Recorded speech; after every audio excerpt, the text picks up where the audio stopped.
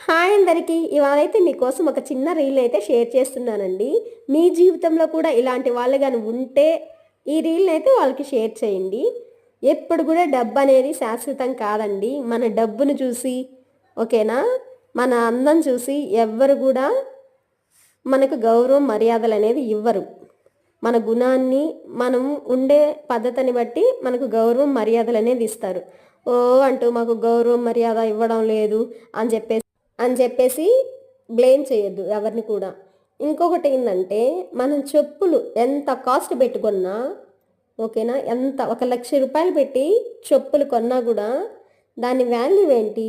గుడి బయటే ఉండాలి చెప్పులు. వాళ్ళు ఎంత డబ్బున్న వాళ్ళైనా, ఎంత ఆస్తులు, బంగారం, నగలు ఎన్ని ఉన్నా గూడా గుడికి వెళ్ళేటప్పుడు అయి రూ. 1,00,000 చెప్పులైనా సరే బయట పెట్టే వెళ్ళాలి. అదే ఒక టెంకాయ కాస్ట్ ఎంతుంటుంది? ఒక 25 ఉంటుంది. కానీ టెంకాయ ఖరీదు అంత తక్కువైనా సరే, అంత తక్కువ కాస్ట్ అయినా సరే టెంకాయ ఎక్కడికి చేరుతుంది? దేవుడి పాదాల దగ్గరికి చేరుతుంది. సో, ఎప్పుడైనా సరే డబ్బు, అందం ఎప్పటికీ శాశ్వతం కాదండి. ఇది మాత్రం నిజం చెప్తున్నాను.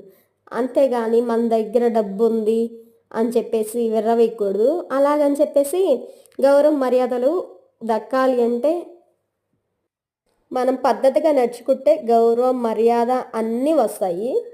డబ్బుంటే కూడా వస్తాయి. కానీ ఎన్ని రోజులు? మనం డబ్బిచ్చినన్ని రోజులు, లేదా మనం వాళ్ళతో మంచిగున్నన్ని రోజులు. ఒక్కసారి చెడుగా ఉండి చూడండి. ఎవరి బుద్ధంటే ఖచ్చితంగా తెలుస్తుంది. Thank you.